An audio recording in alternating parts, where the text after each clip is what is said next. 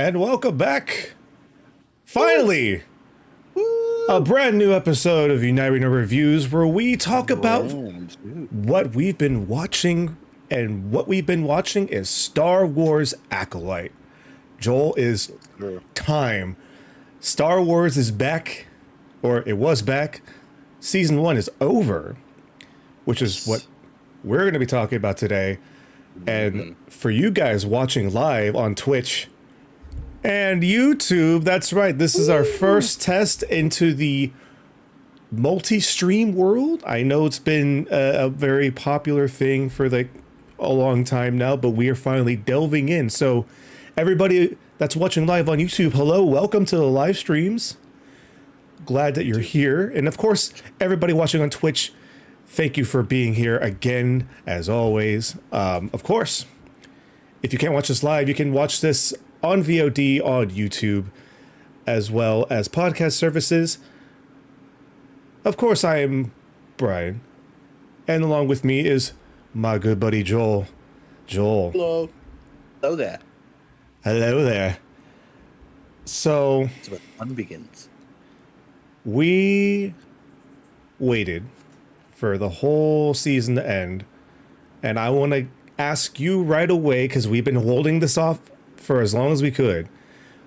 Give me your spoiler-free first take on Star Wars Acolyte.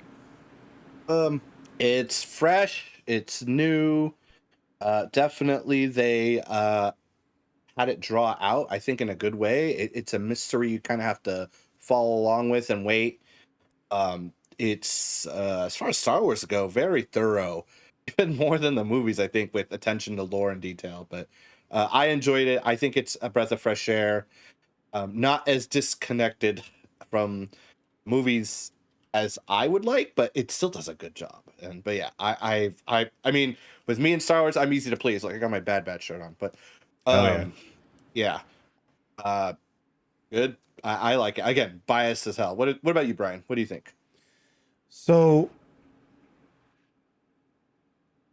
going into this, I tried dabbling into the High Republic era when it first started rolling out, and I know a lot of people said the first book was a little bit hard to get into just because there's so much context that they needed to add in to the world, because it was world building. So, I fell out of it. And so for me, I knew that my first opportunity to really get into like the High Republic era was going to be Acolyte. So going into this, I wanted to be surprised in a way that delving into a new era of Star Wars that is virtually untouched up to this point for live action. Because I know there's been a lot of books, there's been a lot of comics, and they started dabbling a little bit into it in Jedi Fallen, or Jedi Survivor, I should say. Yeah. So I was pretty excited to actually see, what the story was going to be about, what these new characters that I haven't been introduced to yet. And for the most part, I enjoyed myself. It felt refreshing not knowing a lot about this era. We're 100 years before the prequels, 100 years before Phantom Menace.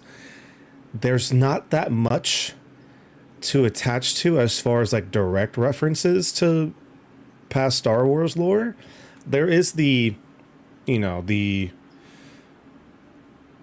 kind of small little bits of Easter eggs for the overarching like broad sense of what Star Wars is. But I was very happy to be able to get a fresh new experience, and I enjoyed myself. I know they definitely took their time to make it as authentic as possible as far as filming it goes. Because I guess this isn't really a spoiler, but they actually filmed mostly with practical sets, and it shows. It definitely shows that. Like, I know nowadays the idea of the volume is a little bit muddled. Sometimes it looks really good, sometimes it looks really depending on how it's used. It's a crapshoot. But like they say, you can't go wrong with practical effects. And they're right, because this show looked fucking great, dude. It looked fantastic. Great. But yeah, I could talk more and more and more about it, just like I know you can. Dude, I got notes. That's how I was like, I got to write this up before I forget. That's how prepared I was. But before we get into spoiler territory, I just want to remind everybody watching right now live, this is going to be our Star Wars Acolyte review. We are going to be going to heavy spoilers. So if you haven't finished Acolyte, I suggest go finish it, come back, see what our opinions are, and then tell us your opinions in the comments. I know there are people in the chat right now. Hello, Ian, welcome. Jameson, welcome.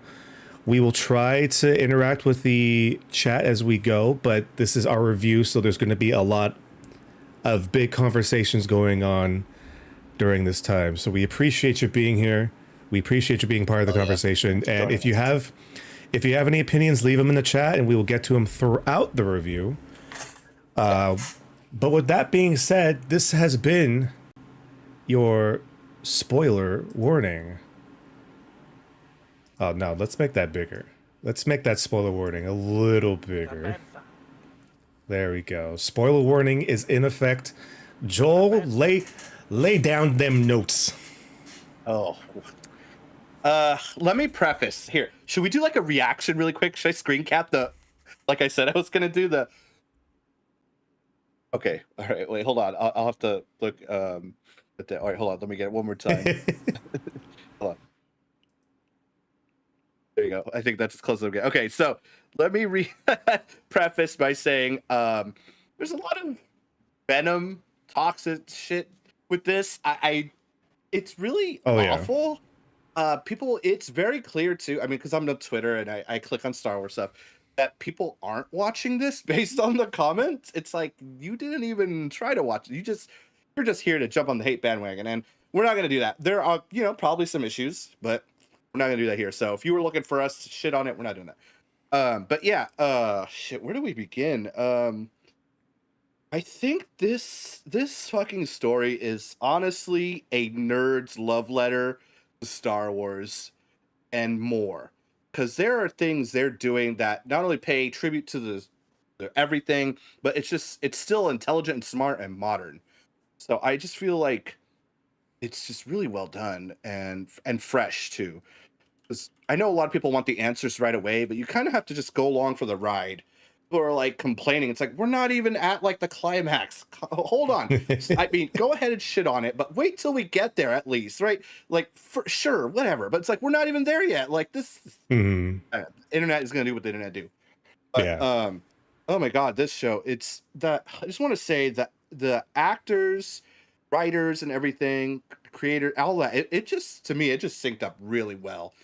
And the intriguing beginning with, Carrie-Ann Moss's Master Indara fighting this supposed acolyte who wants revenge, and she dies. Like, I thought it was going to be a top build actor. We're going to see a lot more. Like, no, she's like a checklist. No, yeah, because like all of the previews and stuff, the little snippets they showing was of that scene of who we will find out is May going to assassinate Indara, and it's just like, oh man, this is so cool, because like, like we were talking about before, how like they had the Crouching Tiger, Hidden Dragon stunt team doing all the fighting choreography, and like you could tell that they were like, okay, Carrie-Ann Moss is here, we're doing some Matrix stuff, we're going to just go for it, and it was really cool.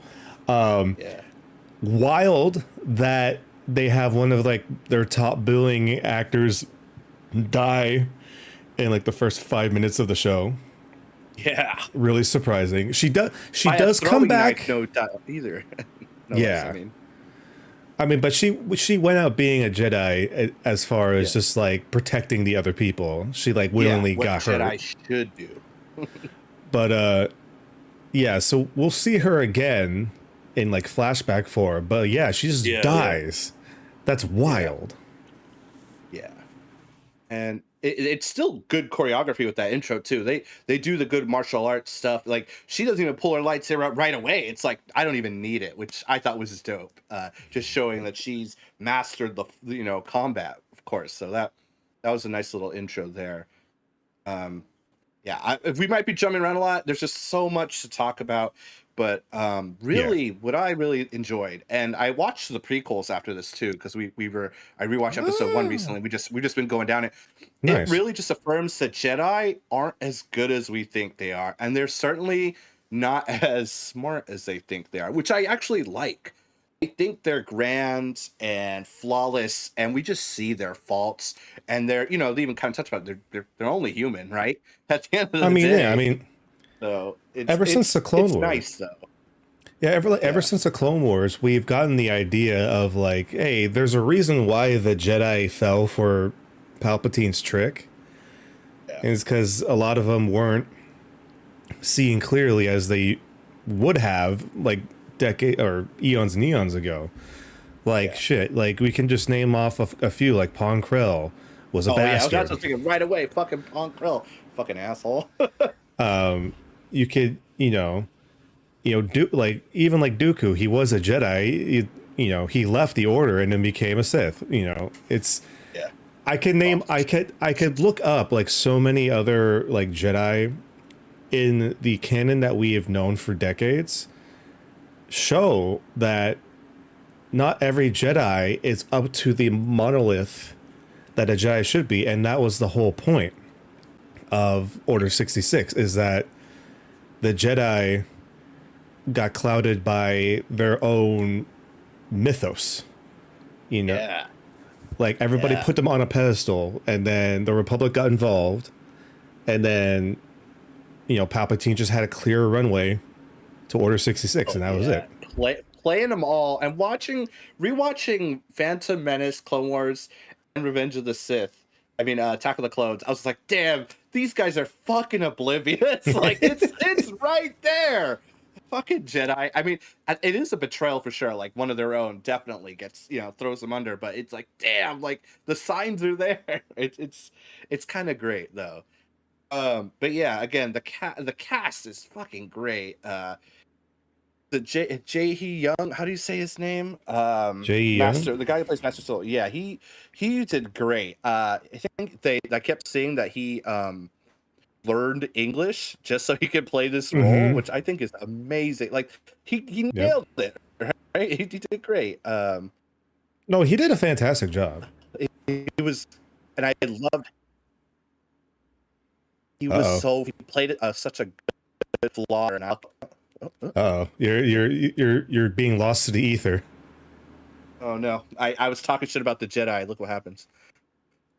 The force finds its way. Yeah, Lee Jung Jae, I think is his name. Okay, so that's one right. All right. So anyway, fantastic work. What's the girl's name? Plays Osha, of course.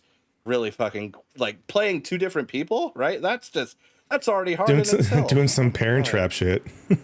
I know, and I was like, there is a difference. Like you could just really tell she does great. What's her name too? I'm gonna look it up. Yeah, I could.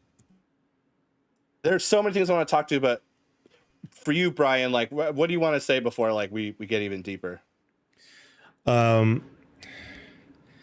Shoot, I don't want to like get into like the deep stuff, but to go off of what you're talking about, just like with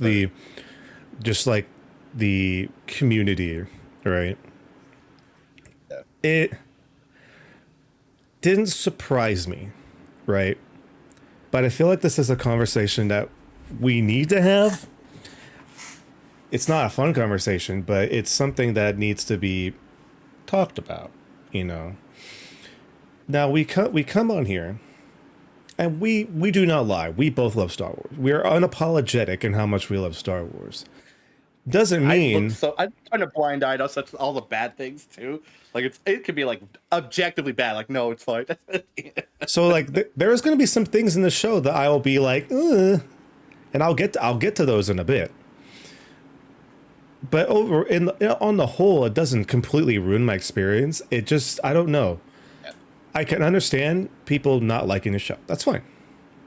Yeah, But that's there's cool. just some Sure. people that have like such the most weirdest outrages. And it's very sad because a few of them are like old school, like Star Wars like creators that back in the day would have flipped their lid for this shit. But now it feels like they're so deep in the trenches of like the grift that it's just there's just no pleasing people, you know. And it's just like I understand that this is a grift and like it does pay to just talk shit about Star Wars because that is a very popular topic to have. It's a very popular opinion to just talk shit about Star Wars all day every day. But it's just it gets so tiring cuz Mhm. there's the people like us that yeah, we know there's a good amount of Star Wars that is hokey and sometimes crap. And we'll say when it's crap. But Can't be bad. I don't want to speak for usual, but I know for me, I'm the type of person that I will admit when things are bad. But then I will point out the things I really like, and overall, I am glad that I got to see something new at Star Wars. Doesn't Yeah. mean I will go back and rewatch it all the time every time. No. Only a few Star Wars things actually have that staying power with me nowadays that I will go back and just watch it, you know. Return of the Jedi, Phantom Menace, Revenge of the Sith. You know, we'll sometimes just pop on a few episodes of Clone Wars. It's just random episodes of Clone Wars. I want to go back to Rebels at some point, but you know, like, will I ever? Even though it was really good, will I ever go back to see Andor season one? Maybe at some point. Maybe when the season two is about to come out, and I'll go back through it. But there are things that I don't cherish as much as other things within the entirety of Star Wars. It doesn't mean I'm gonna just be like, that's fucking shit. Or like what they did here was stupid. Like there's a lot of stupid things. Trust me, there's a lot of other stupid things in other mediums that are like comics or books or video games that are stupid as fuck. But you don't see me complaining about it all the time, unless if it's very stupid. Like Fire in Space, Brian. Why aren't you upset about Fire in Space anyway? Wait, was that something about Acolyte? Yeah, people are like, "Why is there fire in space?" It's like, come on, it's Well, Star those are Wars, just yo. science nerds. Those are just science nerds. And then I like how someone screen cap like in Return of the Jedi, the fucking Super Star Destroyer catches on fire in Return of the fucking Jedi. Okay. Hey man. Hey man. Or the one where they say hell. They say hell in Empire Strikes Back. And also, I rewatched Solo. They say hell like 3 times, but nobody watched Solo, so you know, 10 Which of us is the did, travesty, so. because Solo's a good fucking movie. I don't care what anybody says. Solo is actually a really good movie. Don't let Right, the hate enough of about Last that, Jedi. though. Okay, yeah, we're going too off the edge. Yeah, we're so imbued To with Star Wars. complete my point. We have come so far and yet haven't gone anywhere as far as I don't want to even say media literacy, but I feel like media literacy is a minor in the whole. Like I feel like what really annoyed me was the people that complained a shit ton about like episodes 3 and 5. And I'm just like, bro, especially with episode 3, because like it was mostly a flashback episode, which surprised me. I wasn't expecting it just to be a full flashback episode. But like the amount of hate that episode got, was it the best episode? No. Like I'd argue it's probably one of the weaker episodes of the season. But it's the type of show, I forget what it's like technically called, like a suspense, like mystery kind of like Just genre. I know what you're talking about though. Like from different perspectives, right? Is that what you're talking about? Yeah, or it's like Yeah. people don't realize is that the characters of Osha and May are unreliable narrators. They are the main focus. We are seeing the story mostly through their eyes, and it's a story about them being unreliable narrators. They don't know all the information. We don't get all the information until the last episode of the season, when everything starts clicking together. When they get the information. So I'm going to just leave that aside for now. Yeah. Let's talk about episode 3, actually. And Okay. then we could jump to 5. I got notes on 5, 7, and 8, but let's talk about episode 3. Why it's controversial or so. I want to talk about it. I want to dive in. Let's see here. Episode 3. Not that episode 3. I did rewatch, which still hits. Or 2 lines. I was like, why? Who told George it was okay? Okay. But I do like your point, Brian, that Osha and May aren't good, reliable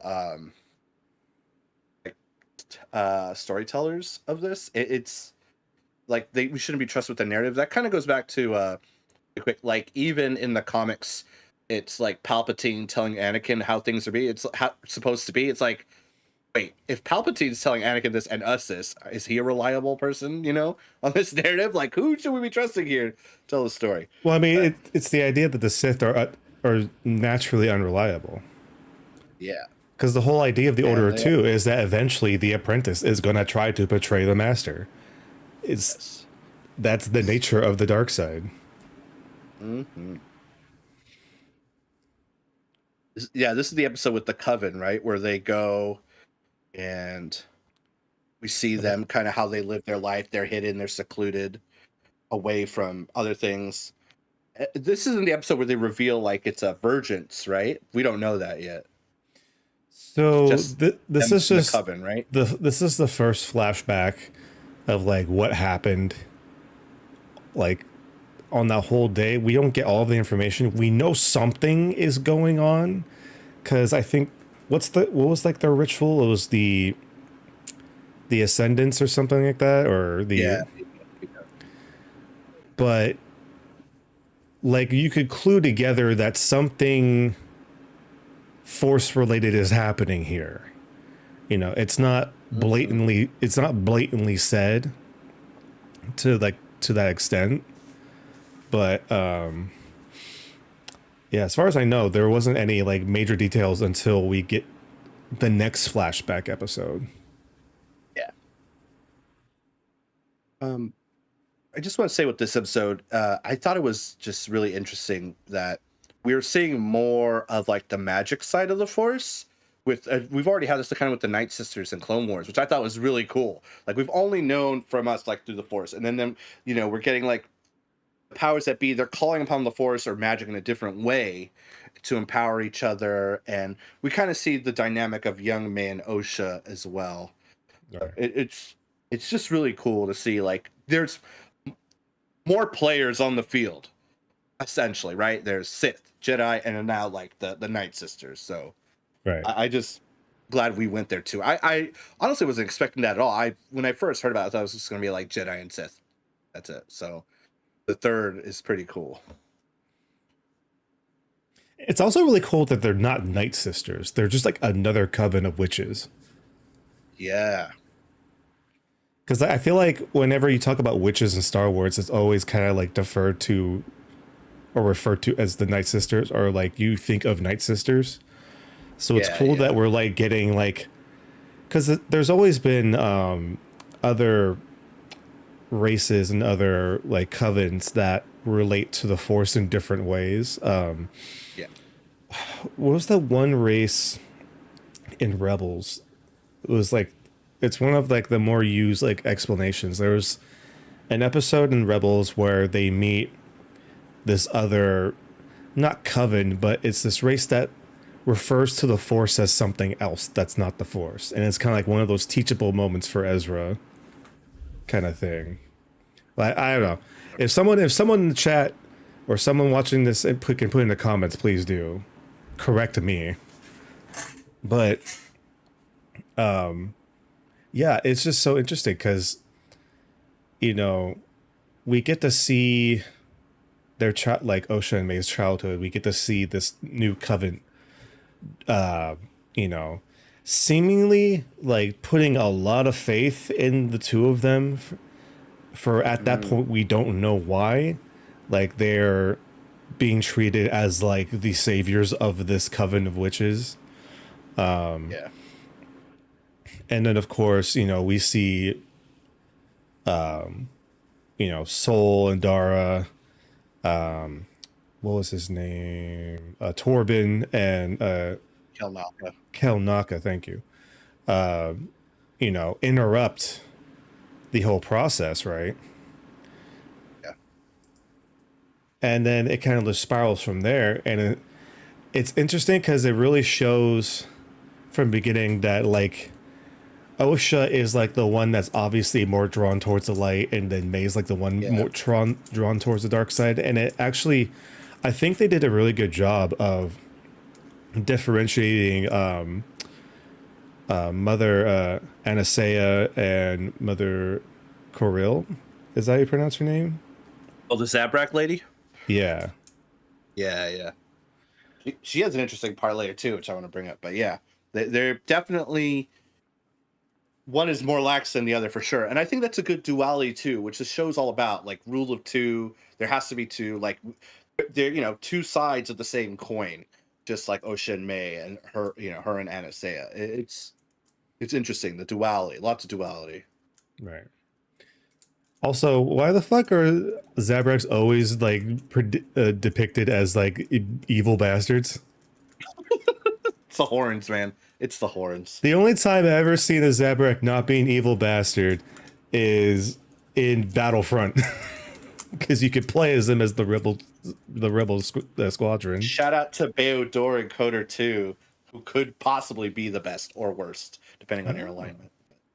Yeah. Ooh, okay. But yeah, and we get that perspective, right, of like the Jedi entering Soul, you know, to text there's a strength in the Force in Osha. He does like the Jedi test.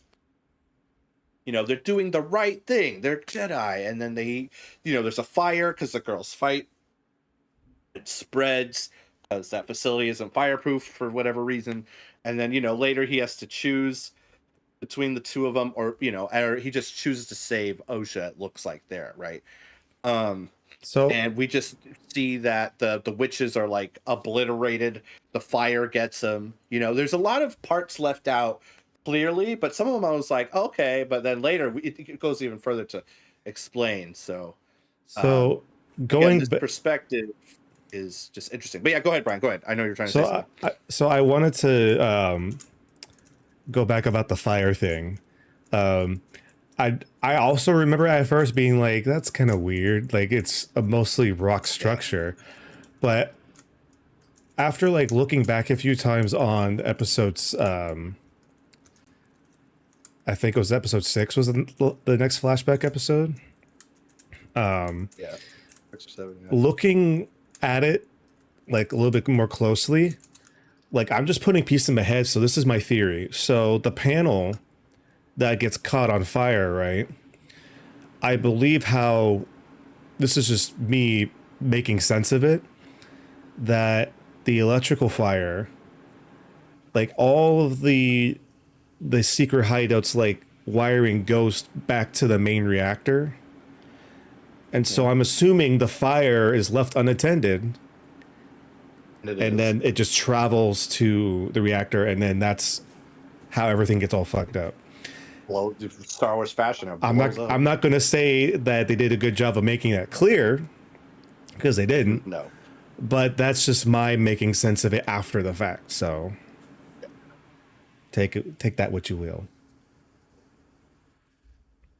Did you think at this point, Brian, when you saw this episode 3, that the Jedi were 100% like okay here, or did you think there was another thing involved, or did you think it was more the witches kind of meddling around, even though we know who caused the fire? What were your thoughts right now with the Jedi? Oh, I knew something was up, because we go back to episode 2, right, where we find out, like, we know more about May. We know that May is out killing the Jedi. And when episode 3 comes along, we know that it's the certain Jedi she is going out to kill. It's like, okay, well, there's something there. And even with like episode 2 with Torben, Master Torben. Oh yeah. Been in like this meditative state for like 10 years. And then Osha finds, or not Osha, I'm sorry, May finds a way to basically have him commit suicide with drinking the poison. And he kind of felt, and he felt relieved about it. And it's like, okay, well, obviously he feels guilty about something. And it goes back to the idea of the unreliable narrator. There is very obviously missing information in episode 3, like with the, how did this random fire start blowing up everything? Like, how did May like be the one to cause all of this chaos when they were barely able to push back their mother like 10 minutes before? Yeah, it just really looked like that it was not all that it seemed. And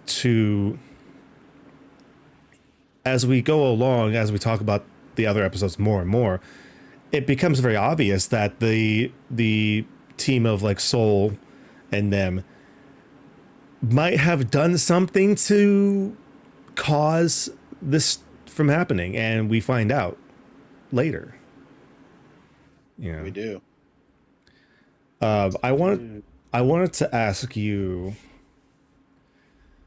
did you catch on beforehand that what are they calling him, the stalker Stranger or the stranger, was Kamir? Kabir. Yeah. No. But people were theorizing it online, and it made a lot of sense. But the first time we see him with the mask talking, I wasn't sure at all. I was like, no, like it isn't. He's kind of too, he's playful, bumbling kind of idiot. I definitely didn't think at all. But the next episode or so, he has the helmet that size with the bag. It's like, how is he here and there at the same time? It's like, oh, It's interesting though how it's unclear, just like it's unclear to Osha and May as well. And even Kamir later's like, you couldn't tell? Like, come on now. I'm like, oh, I couldn't at first. Me too. So it is interesting. It's like, wait, I kind of had that thought though, because it's like, how is he feeding these Sith tenants to her or whatever? And how are they able to both go through it? I mean, are they both going through the same test? And based on our knowledge, like there can't be more than 3, definitely, no more than 2. So it's just, some things weren't adding up, and it was like, it's definitely suspicion, but I didn't put it together till the episode where they go to I forgot the name of the planet. But yeah, like Forest Planet. Yeah. That's when it's like, yeah, that seems super fishy. It's like, he's the only other one here, right? So, I mean, to his credit, what's the actor's name? Manny Jacinto. God damn, dude, what a flip! Because he went from playing like this bumbling fool who was somewhat good at making gadgets and giving out information, turning into like this fucking cold-blooded killer. Ice fucking cold. Ice cold. Like, dude, like the stranger getup, like I don't care who you are, that is cool. Like, that whole getup is cool. And also the fact that they've brought Cortosis into live action. Those who don't know, Cortosis is like correct me if I'm wrong, Brian, you know a little more, is a material used that could kind of deal with, it's almost like a Beskar light, but it deactivates lightsaber materials, as we saw in the show. So Cortosis, clarify for me if I got it wrong. So Cortosis has been in a few canon material up at this point. The one I recognize it from was the second Thrawn book, where it's a flashback scene of Thrawn and Anakin going to this foundry where they are mining a lot of cortosis, and the whole plan was that they were going to make battle droids out of it. The real plan was that they were going to use the cortosis to make it into this clone trooper armor so that they'd be more effective during Order 66. But Anakin and Thrawn, mostly Anakin, fucking blew up the foundry that had all the cortosis in it. So what cortosis is a material that absorbs a lot of energy. So they think of it kind of like Bishop. So he could like refract it back essentially. So, he like cortosis absorbs the energy, and then basically would like if like a lightsaber would hit it, it would go malfunction. It would, as we saw. The only issue is unless if it's refinedly made, it can be a very brittle metal, as we saw with the helmet breaking and stuff like that, and he had to like patch it up. Now, why it's so cool is because it created this unique form of live action combat that we haven't seen before, where it is very obvious that Kamir is just not giving a fuck about how he's fighting. He's just fighting reckless and ruthless. Like, I get you, the coolest image of this entire show is Kamir with the helmet, seeing that a Jedi is gonna come swing at him, so he just leans in with his head and then he just fucking starts wailing on him. It's the coolest fucking scene that I've seen in a long time in Star Wars. And I remember like right away when it first happened, like when a lightsaber hit, it would go off. I was just like, that motherfucker has cortosis. I thought it was Beskar. I didn't know about cortosis till after. I mean, so. like you assume this motherfucker has Mandalorian armor. Like you assume any dark side user has like this radical fucking like helmet or something. It's like, okay, it's like the Sith trope, and it's like, no, it's practical. Yeah. But we find out later in the series that motherfucker is going blind. Or like Kamir is not going blind himself, but when he has the helmet on, it's a sensory deprivation. Yeah. So that whole time he wasn't really seeing anybody. He was just going off of the Force. Yeah. Might be a throwback to Vice's Smart Coder 2, only uses the Force to see around her. She's blind. Which I have to say, Leslie Headland doing her fucking homework is a big fucking nerd. So even though they were like, we talked about it a while ago. We mentioned it, like they brought someone outside who didn't know about Star Wars. Well, they certainly had someone on the inside that fucking knows Star Wars. So there was a fresh perspective brought in, and they did their fucking homework. So because cortosis is like not a big thing until now. Obscure like, as knew fuck. about it, but I fucking didn't. So they did their fucking homework. And yeah, the stranger, or as people call it on the internet, Smilo Ren, thanks Twitter, with the helmet, the tubes that smile. People are saying like, I don't know. I don't think so. Apparently that helmet's sold out. So yeah, he's pretty fucking cool. Bro, I thought about it. I thought about it before I saw the price tag. Yeah, so yeah, he's a really good villain for them, and that fight is so. I guess we should just get into episode 5. Is episode 4 where Osha breaks out of like that jail? Before we go any further, do we have any? I believe so. It's like them getting the planet, and then like May is going to find Kaunaka, and then pretty much the ending of episode 4 leads into Kamir arriving as the stranger, and episode 5 just starts off with just they're going for it.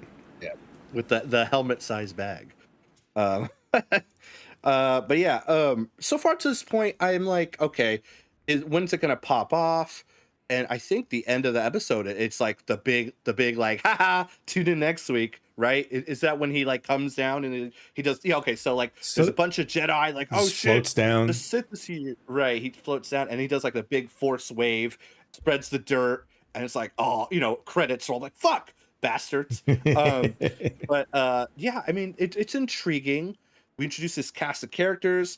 For sure, I did not think two of them who were pretty much leads were gonna fucking die the next episode in a great, fight, which I'm about to talk about. But yeah, that was a good scene. And then didn't we find Kelnaka dead in 4, which was intriguing, right? Wasn't Yeah, I think we see he has the lightsaber blade, but the thing because that was is, like that was. Oh, sorry.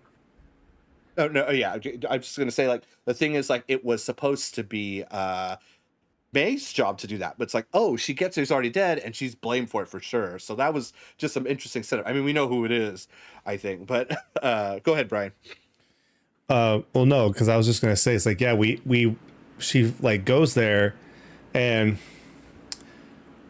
I will submit to the criticism of how quickly May kind of flips. Like after finding out that Osha's alive, and is telling Kamira, it's like, I don't care what the master says. It's like, I'm gonna go find Master Kaunaka and I'm gonna turn myself in and I'm gonna let them know everything. And it's like, okay, that was a little quick, but I can understand that before knowing that Osha was alive, it was just kind of like a revenge tour for May. Yeah. But now knowing, it's like, okay, there is a second option. Because I can assume that maybe the reason why, like in retrospect now, the reason why May joined Khmer and was like trying to train and like assassinate the Jedi was out of revenge. It wasn't necessarily out of she wanted to. She just wanted revenge for losing everything. But now she knows she didn't lose exactly everything. It's like, okay, maybe I can, have a better hand for me. I can have a better hand dealt if I go do this. Was it a little bit Russian out of the blue? Kinda. I personally didn't harp on it too much. Especially because, like, for somebody that's affiliated with the dark side, like, they're going to try to take the best opportunity they can in the moment. Yeah.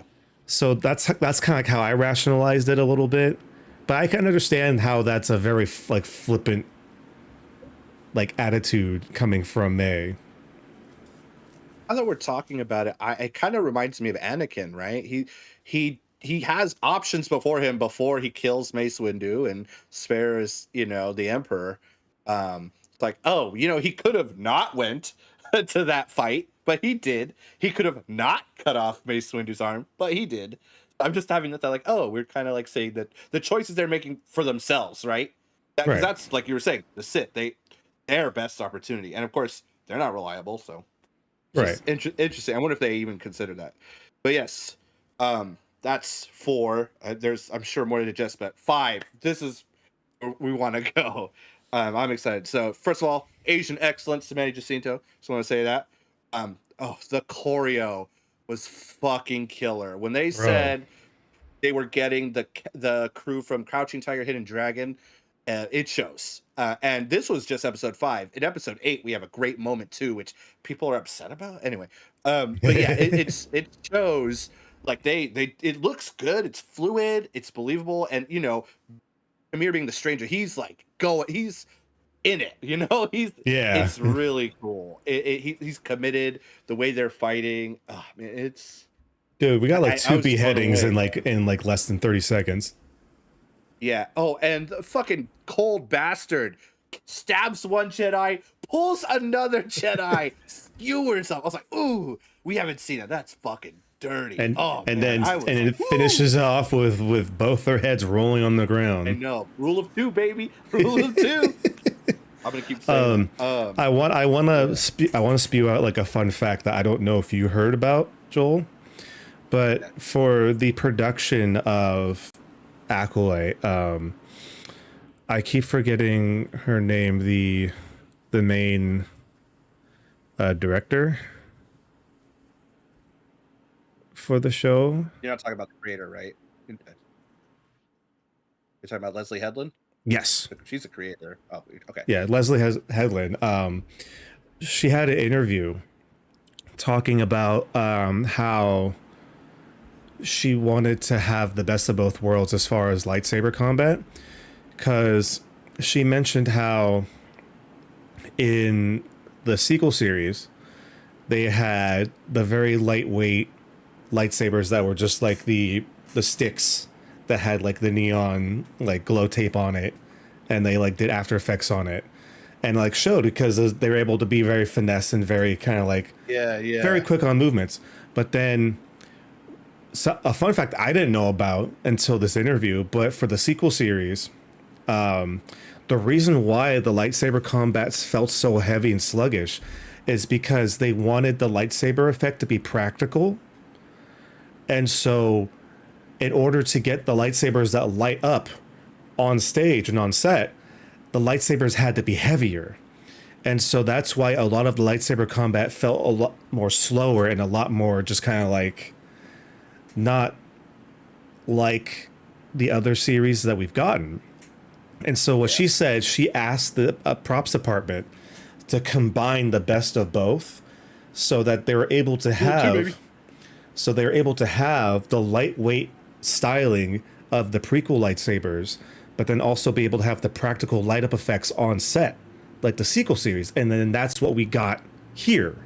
So that was just a fun little fact that I found out this past week. I honestly feel like there's a scene with Yord, and like it wasn't a it felt like the light was coming from the lightsaber, the way it was just lit around him. I was like, it doesn't look CGI, which I appreciate. It's like, okay, they use like a real light up lightsaber, which, you know, oh, it's a toy, but also like that's cool. Like I'm sure, like to me, yeah, it's like, oh, it's not just CGI and they put some like yellow light on them post effects or whatever. right. So, Like I'm sure they touched it up like afterwards, but like yeah, you could, like, after knowing that information, it kind of fits together, and it's like, oh shit, you know, that does kind of make sense for like the differences between the different films and the different shows and whatnot. But like you're saying, the combat just felt so brutal. So good. So yeah, brutal is a nice way of putting it. Yeah, I loved all of the combat that we saw in this series. Like even just like the small snippets we saw of the other Jedi were really good. I want to get as much kudos as possible for Daphne Keane, who played Jackie. Oh hell yeah. She put in fucking work. I don't know if you baby. I don't know if you saw, but there was training videos of her like practicing the combat for this episode, and goddamn did she put in the work to make it look fucking good.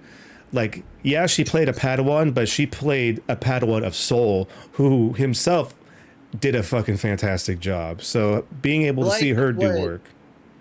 You mentioned that, it reminded me, like, someone said, I forgot who, I agreed with them, but it's like, if she would have beat Kamir there, she would have been a Jedi Knight. She was already like pretty much there with their training. So yeah, she that choreo was good. And I just want to point out really quick that, you know, the Jedi were fighting, I think, to disarm, not disarm, to defeat, or sorry, the Jedi were fighting the stranger to subdue him, whereas I feel like Kamir was fighting the Jedi to disable them. Like, it was just smart. He's like destroying their lightsabers with the kurtosis. We haven't seen that before. We've seen lightsabers, you know, they go for limb chopping and stuff, but not like literally destroying the weapon they literally identify with, you know? So it feels super smart and different, you know? Well, also think about it. At this point in time, the Jedi haven't seen a Sith in centuries. Yeah. Ever since the Old Republic, they haven't seen a Sith. So this crop of Jedi have no idea what it's like to fight against somebody like that. They've trained to, you know, fight defensively and to apprehend, you know, bad guys, but they're not like force using dark side lightsaber wielding bad guys. They are just they have no idea how to fight this guy. And it shows when, you know, all but Soul gets fucking murked. Yeah, and by the end of it. It's really cool because we get like, which we don't see too often, is the dual fucking lightsaber. I was so fucking hyped when I saw Jackie and whoever dual wielding. I was like, yes, fucking finally. Like that little snippet of Jackie pulling out Kalnaka's lightsaber while hers was like disabled, and it just pops open like in the underhand stance, and she was like, fuck yeah. And then of course, rule of two. Literally, she has two. Kamir defeats her because his breaks apart and has two. Oh, good and reveal. It's a little like Shoto like small dagger lightsaber. Yeah. Oh my god, dude, that scene was so brutal. Like her like just rushing in, tink, sing. It's like fucking just 3 stabs. Done. I was like, damn, they killed X-23. Oh, dude, and Yord too. He's like with arms wide open, and he's like, nah. He just fucking. Ooh, I was like, what? Really? Oh man. I did not expect that. I want to ask you your opinion. What's more brutal, Kamir snapping Yord's neck, or Vader force snapping that one kid's neck in Obi-Wan? I don't know. I forgot about the kid. Shit. Oh. Yeah, you forgot about that. I feel like Kamir, he is being attacked, but he is playing with it, right? He's like, he knows it's bad. He knows. But Vader is literally killing child. You know? It's like walking down this like main like street of like this village, this fucking just teenager just fucking dies. I want to say, because I think I attribute Vader to just like, he has no remorse until literally seconds from death. So we've got more like neck snaps in the Disney era than we've ever had in Star Wars. But did it? Anyway, but so this is like the explosion I was fucking waiting for. You know, it was really good. I mean, I was blown away. I was like, wow, like I was like, cool, we're gonna get a lightsaber fight. Yeah, we did, and more. And then later, it's Kamir and Soul straight up just melee, straight punching each other, kicks and block. Oh, that was well choreographed too. And I have to say, I fucking hate it in games when you're the Jedi and you have to fight like bug creatures or animals, and that fucking happened. It kind of made me laugh. And I was like, oh shit! Even no matter what, Jedi Sith always got to deal with the wildlife. It's true. And that's a part of them. You know, they resonate with the wildlife, or they're keen on what's going around with them. So, and of course, he fucking slaughters all of them. Of course, he fucking is. And MVP is Basil. Just want to say, dude, Basil, that little guy, that little guy, saving the day multiple times. A little bit of a narc, but yeah, good guy. Hey man, he smelled trouble, and he did what he thought was right. He was hired by the Jedi to do his job, and he did.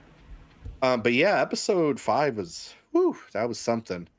I would watch that fight over and over again. Yeah, we watched it like twice. Sarah was out of town, then she came back, then we watched it together. We watched it separately, and we watched it like via. Like we synced it up, and then we were like, all right, we're gonna watch it again together. So, oh man, dude, and this episode will definitely be like a fan favorite. And the art, I gotta say, for this show is blowing up. Oh my god, some people, their vision and their art, it's just like, thank you. You guys are capturing shit in ways I could never see, and it's beautiful. Keep making Acolyte art, especially for episode 5, 7, and 8, please. Oh man, I want to touch on the interesting kind of position that Kamir is in for this series, because he's positioned as like the dark side person, but we get the feeling that he is not the dark side person, like, because what he said, like, it's like when Soul asked him who he was, and it's It's like I don't really have a name, but I guess Yeah, yeah, to what Jedi would consider me as a Sith. And so it's yeah. like he doesn't consider himself a Sith. Like he knows he uses the dark side, but when we watch episode was it episode 6 that we get a lot of time with Kamir and Osha. Oh yeah, we do. Um We do. but like the way The that he's Teach taught, Interrupt episode. That's what it's called. yeah. But the way he's talking about the dark side makes it from his perspective just makes it seem more even or more Yeah. balanced in a sense, or his perception of the dark side is more balanced than the way of Jedi, and it makes me wonder if that is how he perceives it to be, or if it's what Osha is starting to see, because this is the point where we kind of start getting the flip of Osha and May, where now Osha is Yeah, starting yeah. to get more kind of like introduced to the dark side. So it makes me wonder if this show is supposed to be from the perspective of Osha and May. Is this the moment where Osha starts feeling more connected to the dark side because we're getting a more whimsical version of the dark side from Kamir? Mhm.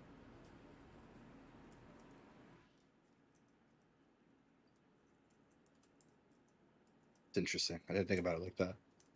I mean, Especially since she had her Jedi training, and now she's seeing like the flip side of like another Force wielder because and the allure of we that. even get the Luke moment with the helmet, because like, oh, this is Yeah, a we do. sensory deprivation helmet. You put this on, you'll get in tuned with the Force. It's like, but it's not the light side of the Force. It's whatever the Force is reaching out to you. Oh, dude, when aside from like the building sexual tension and will they won't they of the great cave scene and cooking, um and even like him pushing her, her pushing him against the wall with the lightsaber ignited, great moment. I just want to say when she puts on the helmet and like pretty much almost like takes over his mind, that was dope. Bro, Like she's reaching into powers she can't control, that was yeah. pretty wild.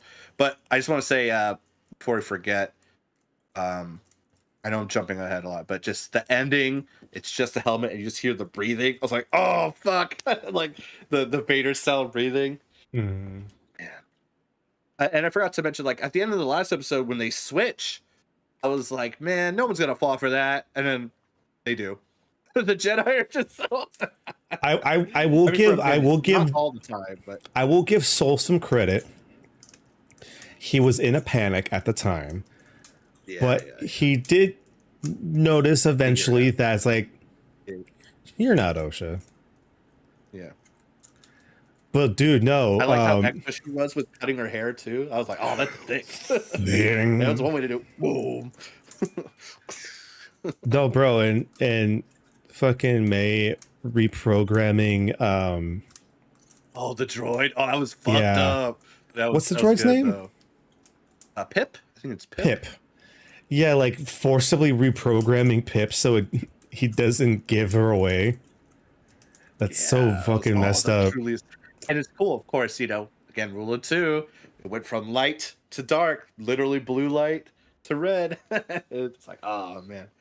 And ooh, the nice little force healing touch, right? Like, ooh, nice. That was like, Mhm. have the power to save anyone from death. I was like, oh shit.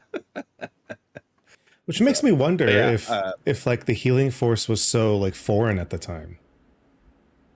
it must I'm not be sure. because honestly, we don't even see that in other games, really. It's always Bacta or something. Literally, only Coder I've seen or in recent memory, or maybe Yoda in Battlefront. You know what I mean? He's old and wise. You don't really heal with the Force. Or at least It's like a dark some other side person means. healing with the force. Yeah, yeah, exactly. So it's just cool. Like, oh, Not many people have this skill until way later, right? We got at the end they know it, and then well, I mean Mandalorian too, but then here at the beginning of like or a farther beginning, right? So that was a cool, like ooh, who Yeah. has the power to heal here? But people Um, in the comments, let us know if we're totally wrong on that, because I don't oh know. yeah, yeah. I only claim to know a lot about Star Wars, but I think I do.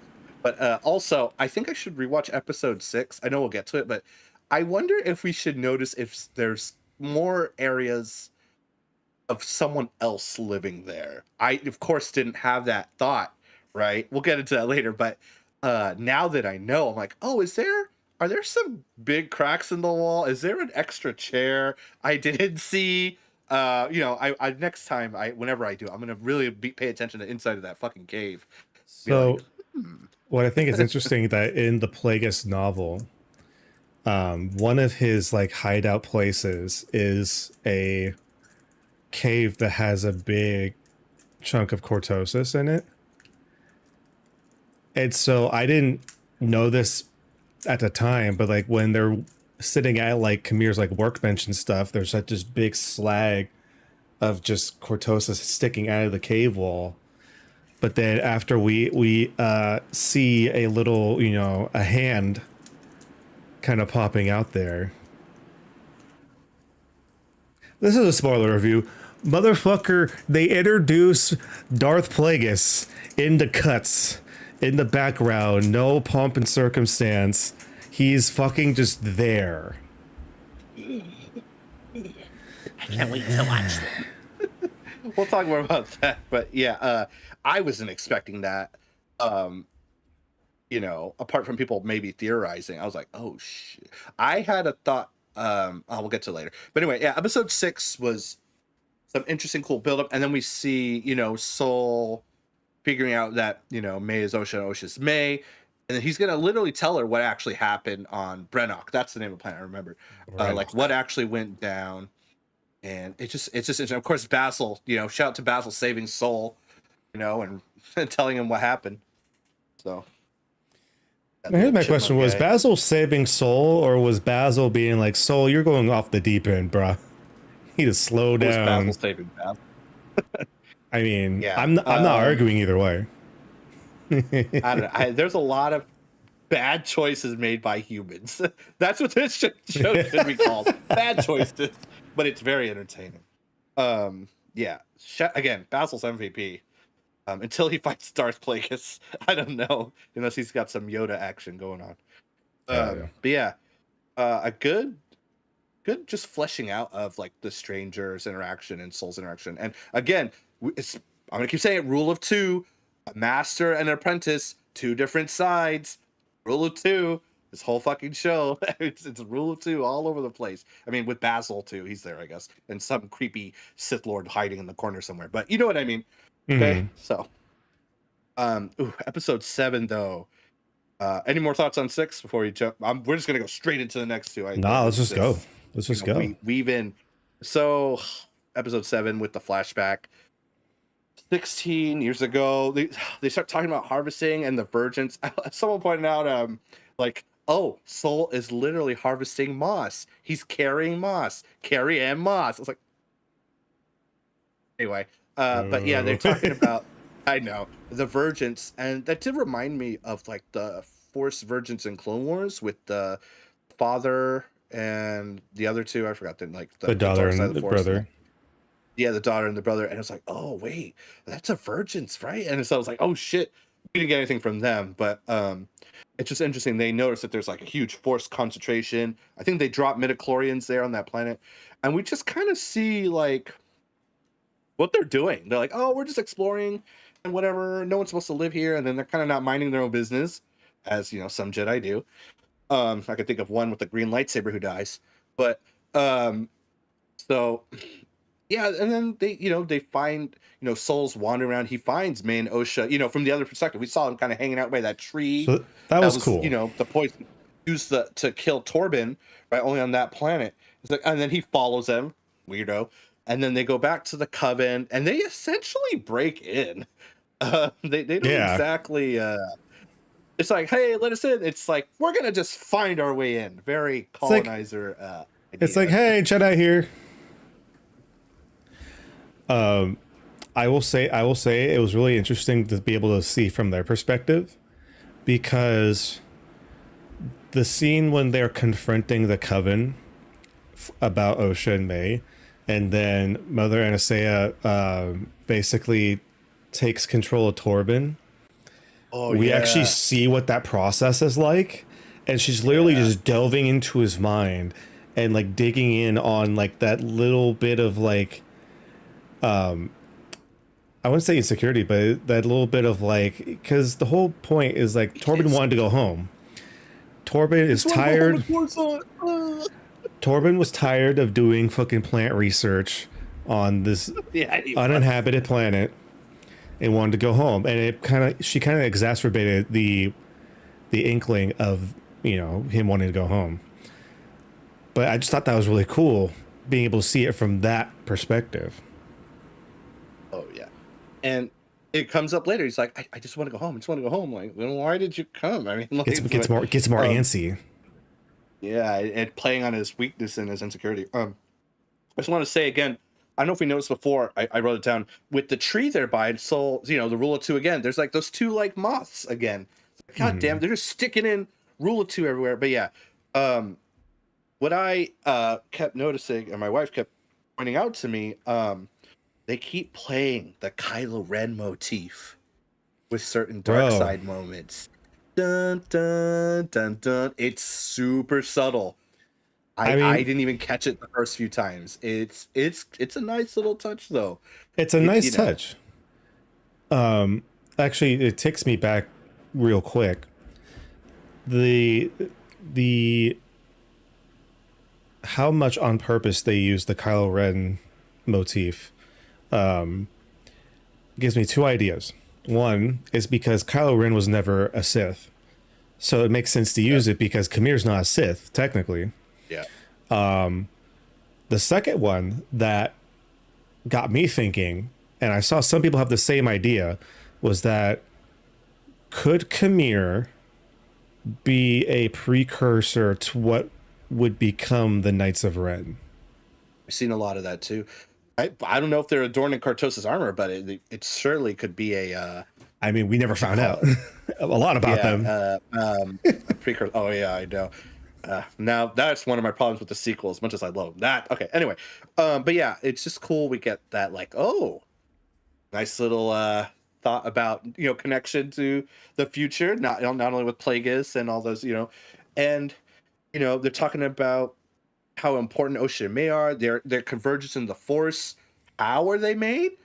Were they made by the Force? I like how we don't. It's not clear. I that's what I like. We don't know. Just like who in Balance of the Force. How the fuck was he made? Me doesn't want to talk about it. In the comics, Palpatine says he did it.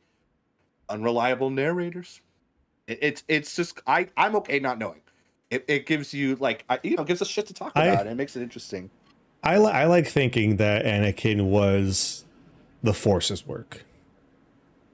I've heard that too. Because it kind of fulfills the prophecy of the Chosen One, where it's like it's literally the Force being like, too much is going on. We need to fix this now, and then so boom, Anakin is born and created. Just like offsetting the Emperor. They do it again with these two others, the Dyad and the Force. Rule of two. Anyway, well, I mean, because I think someone pointed out it's a little bit different in the sense because they weren't necessarily born from the Force. It was more like Mother Anastasia was like controlling that vergence to create. But it's interesting because they do point out the fact that they are both identical completely, which is weird. So hopefully maybe if fingers crossed they get a season 2, they can go into more of like why that is. Hopefully. I just want to point out too that even though we see it from one side, like Anastasia's possibly fucking with Torben, I just had this thought, like, they're literally invading. Like, you're on my turf. I'm gonna do whatever the fuck I want. Oh, no, Like, no, yeah. Jedi just kind of, yeah. It's like they're totally in the right. It's kind of not right in the beginning, but the more we go further, see what the Jedi is like, man, fuck them. They're being assholes. And to Yeah. bring up like before that, when Indara was like, hey, I know that you like you're not cut out like Soul, you're not cut out to have an apprentice. The council's never going to give you an apprentice just because of who you like how you act. And that feeds onto his insecurity of like, if I could just take these two away, I can have an apprentice. I can save them. Have two. Yeah. People not listening to higher ups also, or sorry, not higher ups, I should say. Mentors not listening. A few of them. But yeah, I just think it's interesting. Someone pointed out, and I had to agree and follow up. There's a lot of mistakes kind of from both sides leading to this big fucking, the explosion, the fire. It's just a lot of errors. And I think that's part of it too. Like, nobody's perfect. And this is how it's not pretty how it happens. It's not even justified. It just kind of happens because everyone's fucking up. And it's kind of nice in a perfectly tragic, flawed way, right? It's not like it just happens, they are literally like there's misunderstandings, people are breaking in, lack of understanding culture, right, with Soul and the Jedi, with the Coven, acting on emotions, Soul, Torben, even Anastaea's the Zabrak lady who I forgot the name of, she mishears Anastaea. She's like, they're gonna take it from us, as opposed to they might do something. She acts on it. She heard what she wanted to hear. Oh yeah, Mother Corell was just like, fuck these bitches. Yeah, we're gonna kill them. Was like, we can negotiate, and Corell's like, nah, fuck them. And it was so sad. We're like, after Soul just like stabs Mother Anastaea, and she was like, I was gonna let her go. Yeah. And then you could tell like Soul's at that moment, Soul's like, I fucked up. Yeah. And it's like, shit. But there is the remorse. But I mean, it was a truly awful thing he did. But and then also, like, this is the issue. They even point out later, the Jedi don't embrace their feelings. They're not facing themselves, and it leads to shit like this. And Soul's emotional attachment to Osha fucking ruins this whole fucking coven and scars him and Dara, Kelnaka, Torben, and leads them to their death ultimately. Well, Kelnaka didn't deserve any of this, dude. No, he's just doing his fucking job. But by association, shit just happens with unfortunately. He fucking goes there to try to wrangle in Soul and Torben, and then he just gets possessed by a witch. Almost kills Torben. Oh man. And I put down the Night Sister transformation again. It's looking really cool, but of course Soul interrupts it. It's if Anastaea pulled it off, I'm just wondering what the fuck would have happened. We'll never know. It's sad. We'll see another side of it. What? My personal opinion, she was doing that just to make a beeline for May, or to make a beeline for their bedroom, because they like she knows that Osha was like trapped there. Yeah. But of course, Soul took it as like, she's going to attack. Yeah. Like, no. And no. Speaking of, they brought along a Wookiee, and he gets fucking dominated. That was sick. You're fighting, not only fighting a Wookiee, you're fighting a fucking Wookiee Jedi. That's fucking terrifying, honestly. Like, he is stronger than everyone there, like baseline, not even Jedi. And then he's souped up on force powers, knows how to use a lightsaber, and I was super disappointed, not gonna lie. I was like, oh, he's dead, fuck. And then it's like, oh no, he's not. Like, the flashback, he is very much alive.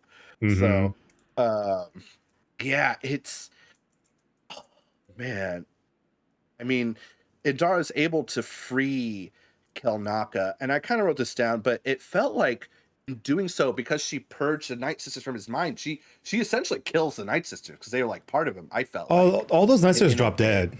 All those witches Yeah, dropped so dead, dude. they were like all a part of Kilnaka, and then she ripped that out. They were done. She ripped from life. Which was interesting because I kind of missed it in a sense because I was like, okay, well, Corel, like at least episode 3, like we don't know what happened to her. She kind of just like fucked off, and it's like, did she take like her loyal like followers and just like fucked off and like went somewhere? Or are they involved with like this whole revenge plot? Where it's like, no, they tried to take over Kalnaka, and then Indara was just like, beep. Yeah, force kill. chain reaction, multi-kill, team wipe. No wonder she doesn't want to use her lightsaber of the Force to fight fucking May. Shit. Like, she's gonna kill the whole bar.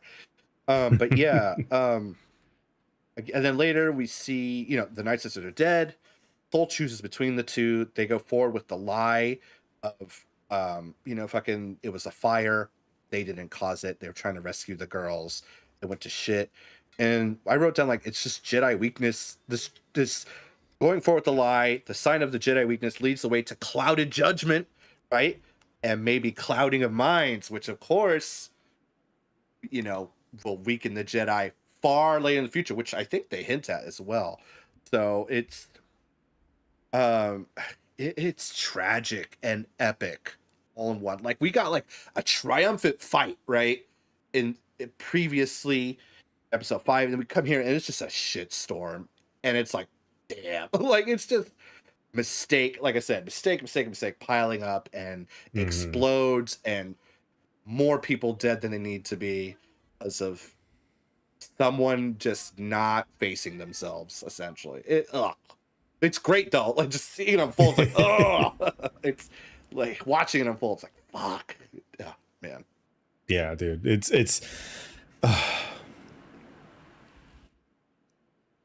this is a real tragedy, you know, because people like wonder, it's like, well, how did they not know that? Okay, Ki-Adi-Mundi, we already know he doesn't know anything. He's a fucking idiot. He's a big dummy. So no shit. That big brain don't have space. Or big head. It isn't a brain in there. So no shit, he doesn't understand the fact, but it's because they're keeping it a secret. And so, if anything, you can tell that this is one of like the first instances that how the Jedi Order gets to where they go.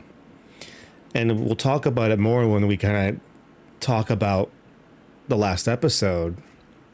But you can tell, like, this is one of, not the key situation, but this is a situation in the history of the Jedi where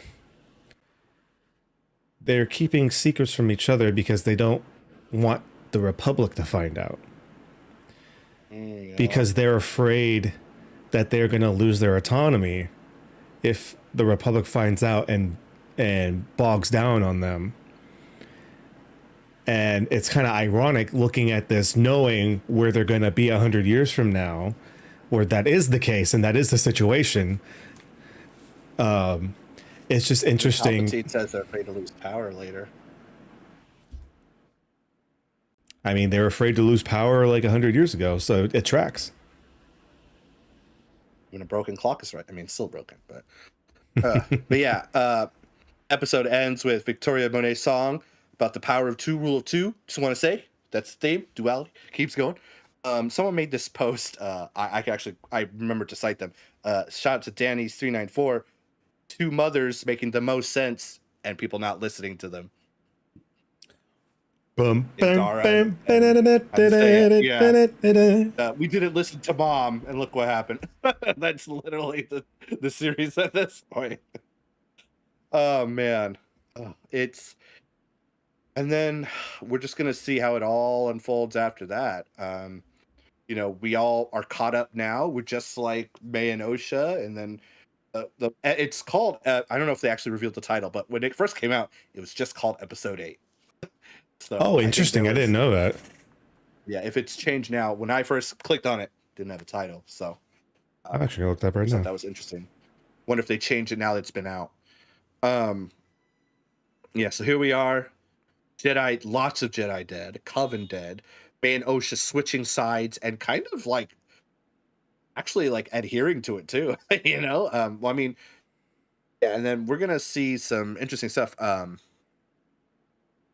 What did I put? I put like the important notes first out of order, but um, so Oh, interesting. Okay, so episode 8 is called The Acolyte. Bum, I wonder if it was bum. an error on my Xbox. Anyway, we got a lot going on. We kind of talked about the Darth Plagueis reveal, but for me, yes, it was spoiled for me, which I hate. Everyone's got to fucking post it like immediately. That's my bad for checking Twitter too. I should know better, but still, it made the moment like, oh shit. Like I didn't know the context, but looking back, it's like, oh, this guy's like spying on them. Anyway, we'll talk about that in a little. He's just hanging out, kind of spying. Someone did artwork of like them two holding hands and him like. What's his race called? The Moons or something like that? Fucking creeper. But I just want to say again, we get the Soul versus Khmer, Crouching Tiger, Hidden Dragon choreography, and it's dope. And I don't understand why people don't like it. Like it's they're Jedi. This is what they do. Like if this is like where to me it makes the most sense that they move this way. Like and people are like that's like what do you want? Like I'm boggled. Like I don't. That close quarters fight when they're in like the little walkway tunnel, they're like barely scraping like the sides of like the walkway, and then they like cut through the like side panel. They float down. Like that's sick. I digress. Anyway, and again, rule of 2: Soul versus Khmer, May versus Osha. Boom, master, apprentice, going at it. Really good choreo. And Soul showing even more chops than we thought he had. He's like, he puts his lightsaber away, stops the throwing lightsabers. It's good stuff, really good stuff. And I think, yeah, it's the fight with May and Osha is more hand to hand. See what other notes I got here. What I really like is like they're slowly starting to show that Osha is not there to like settle the differences. She's there to like beat some ass. Yeah. But then on the other turn, May is starting to kind of be like, hey, yo, let's not fight. Hold on. And tries to like be crafty and like kind of like get out of the way and like run away. Yeah. And I just want to say beforehand, like the stranger's like let's, he doesn't hold her against her will to come here either. He's like, I guess we could go. Like he's definitely playing like a little hard to get, but he's not stopping her directly. He's letting her have a freedom the Jedi wouldn't, which of course works in his favor. I just want to point that out. Yeah, again, rule of 2, died in the forest, Kylo Ren motifs, but later I literally gasped. She's holding the lightsaber that's blue, and she's touching the crystal, and it changes to red. Oh my god. Her bleeding into it and changing it. Oh, like, oh, that is so cool. Like, yeah, literally in the moment you see her changing the color of the lightsaber. Oh, it's so good. It's really good. So good. Like we got to see so many new things in live action in this series. Yeah. And the reveal, like, May is kind of like goading Soul into telling the truth, knowing that that Osha is gonna hear it. Osha finds out the truth, and then Soul is pretty much just like confessing to Osha and like trying to apologize, and he was gonna say, because I love you, but then right before he gets to the he just like starts to get that little throw, and then the camera kind of pans down and you see Osha's hand just start to fucking lift up, and then of course the lightsaber starts to change, starts to bleed. Oh man, so good. And he knows he did wrong, and he's even saying it's okay. Like, I got here, I brought us here. Fine. Like, I did it for you. I did it. But I'm gonna die. I'm gonna die now. Oh man, it's a fucking good moment, and this discourse about like how come it wasn't it's what isn't even invented yet. Calm down. Like it's a cool moment. I don't understand. Like it's a cool moment. Someone's like, but wait, like hold on, just go for the ride first. But I can defend why. I can deal with this asinine argument. The reason why Anakin's lightsaber didn't turn red in Revenge of the Sith. Actually, there's two reasons why. One reason wasn't invented yet. One, the concept wasn't invented yet. That's a side part.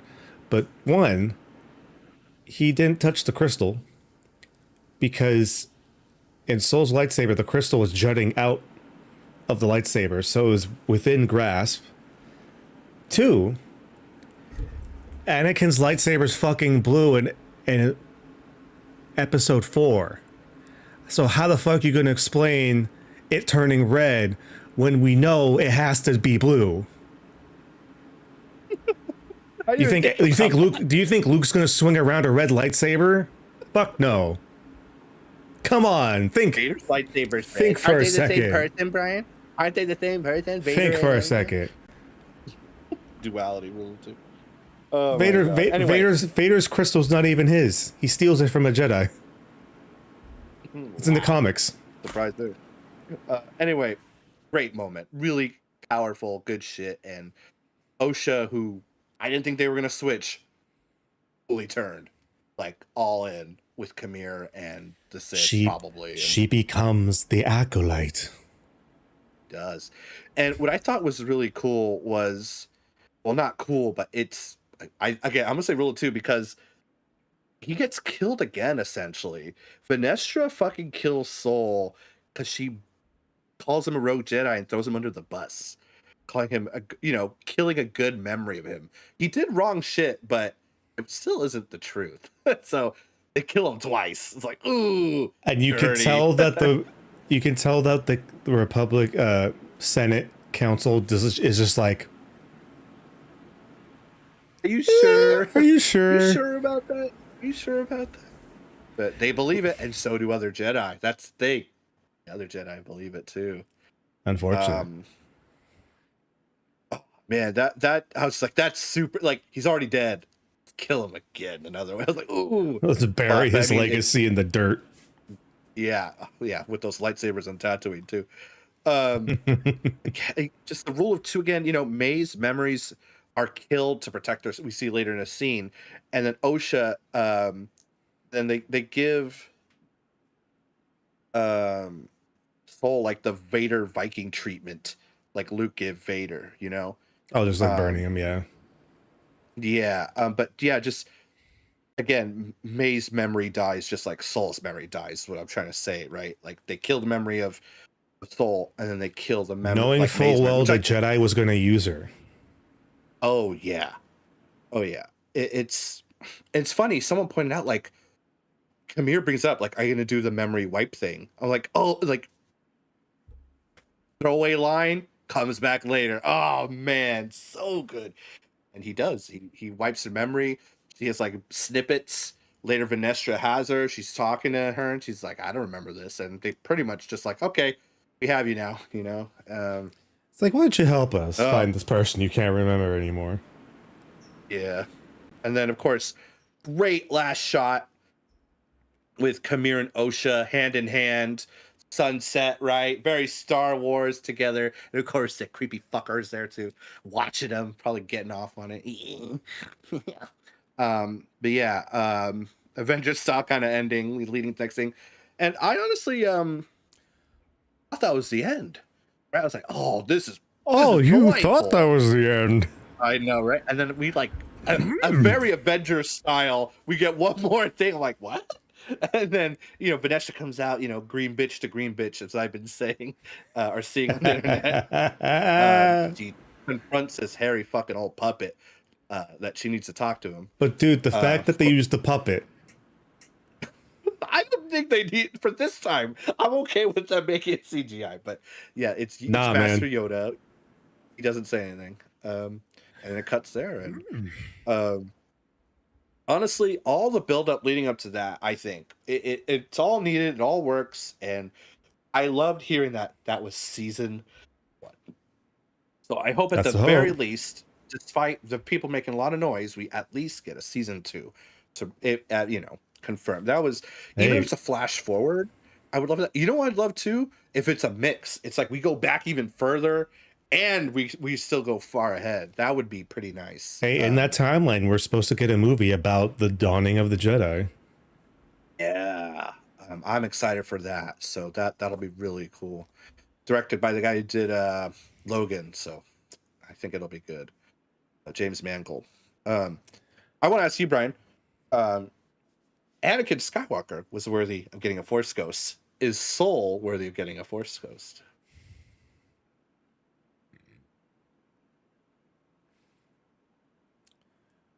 You know, I think he can get a voice. I mean, at this point in time, the Jedi don't exactly know how to be Force Ghosts. Because it was kind of like hinted at, like Yoda was like the first one to kind of like figure it out with like the help of dead Qui-Gon in a sense. But I feel like for Soul, I wouldn't say full apparition, but I'd say like Rise of Skywalker style, you can get like a voice of him. Just kind of like in the ether, maybe. I think he gets that much. Like nothing more. But like that's good enough. One thing I didn't touch on that I kind of know. So the ending credits for this episode had a rendition of the chant that the Coven did in episode 3. Yeah. That sounded way cooler than the one we got in the episode. I am sorry. I said I was going to talk about moments that made me kind of go, and that was the moment that made me kind of go, because like I think they could have just done the chant in a different pitch or a different pace, because it literally sounded like sorority sisters doing a fucking hazing of like 2 kids.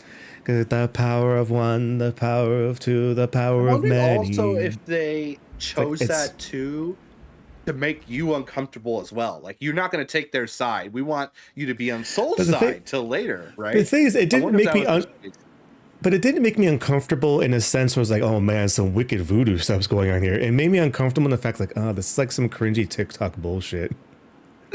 What I wonder, it's probably not in there, but it would be interesting if like, we wanted it kind of shrilly or whatever. But or cringy. But think it wasn't even like shrilly. It was just like some people trying to do a impression of like a Roman Catholic like chant. It's like it's like the power of one, the power of 2, the power of many. But like I think the Pope from Assassin's Creed has some issues with it.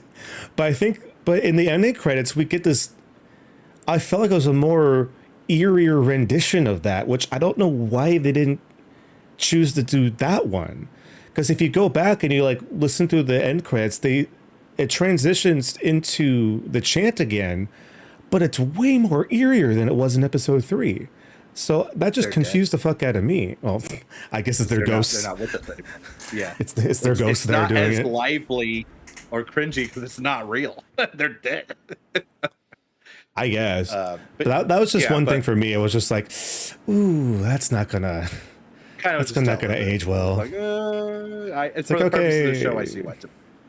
But all in all, Brian, what do you think? As far as, I mean, we've had from Disney Plus, Star Wars originals. We've had Mandalorian seasons 1 through 3. 3. We've had Book of Boba Fett. Yeah. Clone Wars season 7. Yeah. Bad Batch.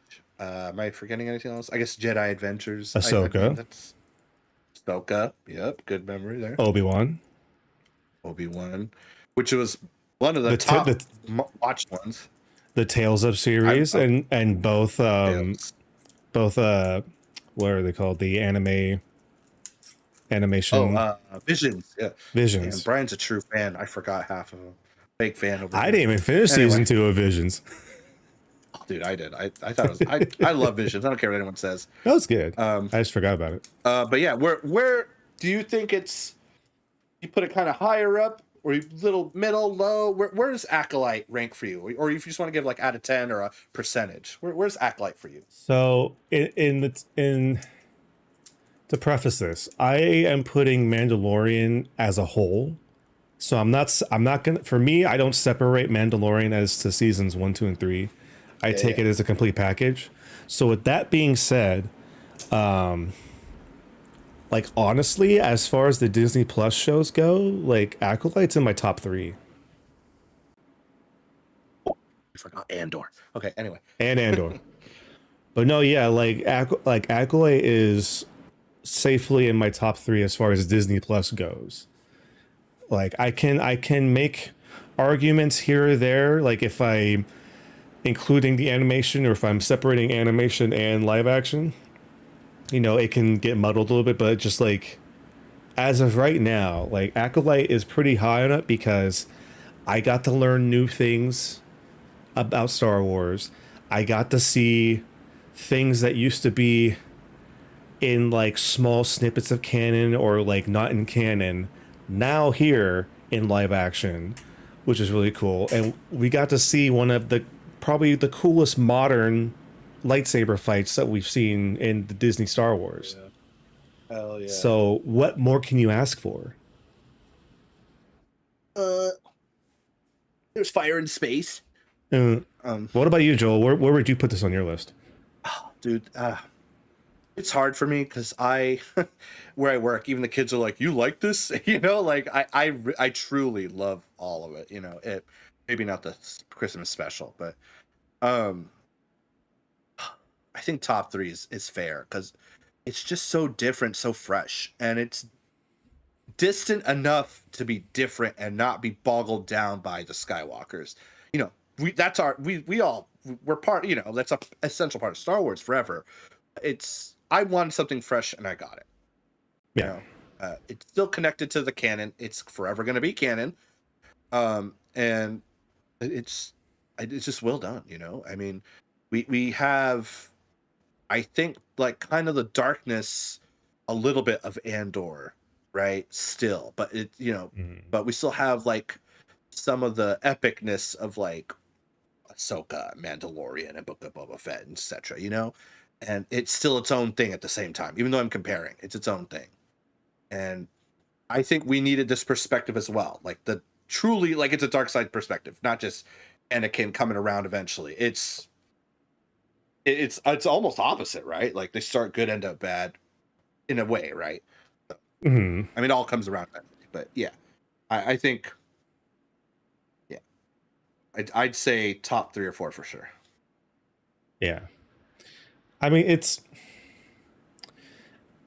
hard because I will say I do have nostalgia glasses for some of the other projects, you know, because like, you know, oh yeah, we grew up in the prequel era, so Obi-Wan is obviously going to be special, even though it has some of its own, you know, troubles and faults. On the whole, it connects with us because that's what we grew up with. We grew up with Ewan McGregor and Hayden Christensen playing Obi-Wan and Anakin. Like those were our characters growing up. You're saying Uncle Owen fighting like a light Sith wasn't for you? How dare you? I mean, hey, Uncle Owen got some action. That's fucking wild. Who'd have thought? Are you saying Vader pulling down a starship wasn't cool? Just kidding. I mean, a Starkiller can do it. If Starkiller can do it, why can't Vader? He ain't canon though. No, not yet. No, he's not, because he'd be bullshit. He'd be broken as fuck. He's in Acolyte season 5. But yeah, all in all, I really enjoyed my time with Acolyte. I'm sad that it's over. I'm sad that we have to wait for what? Because like, what is Skeleton Crew still coming out this year? They have done nothing to promote it. I saw there's advertisements for like posters. People are getting all mad. I don't fucking know. Are they gonna like advertise it at D23?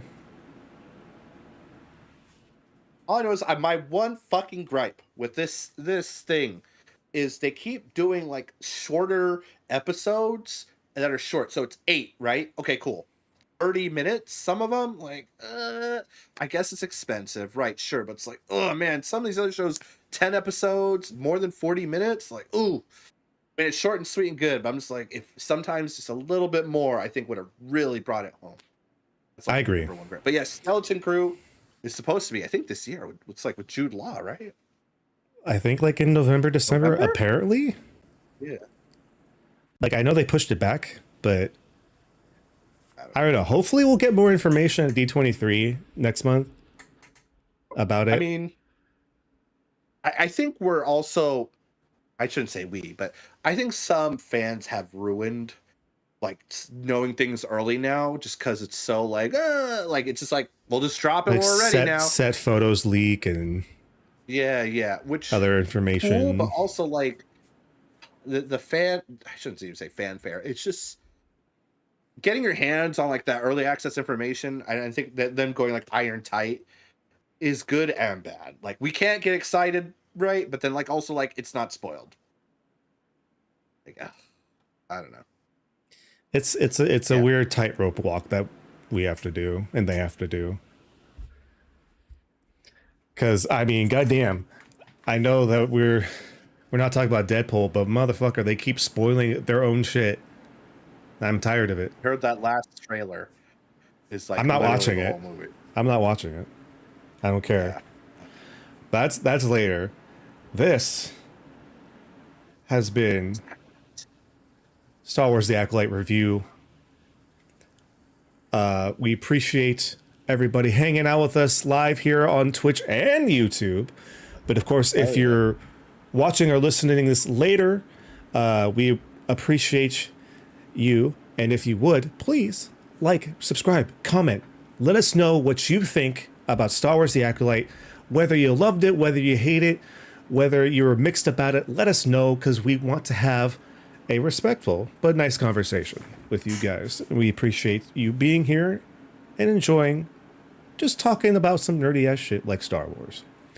I guess, like I said before, we will be covering Deadpool next on reviews. We're just gonna have to figure out when we're gonna watch it because it's not gonna be this week.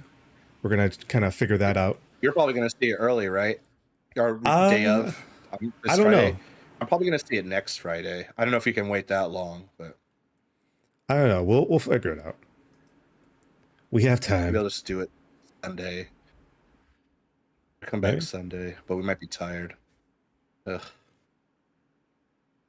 You don't want to be tired for Deadpool, man. I'm sure I would still be in awe, but you know what I mean? I wouldn't fully enjoy it. I'd be like, oh, Wolverine. All right. We appreciate you guys. This will be the end of the live stream on YouTube, but people on Twitch hang out for just a little bit longer because we might play some Street Fighter 6 in a little bit. Oh, shit. I forgot about that. I thought we were done.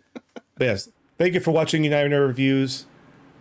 We will see you next time. And of course, remember to forever and always keep on nerding.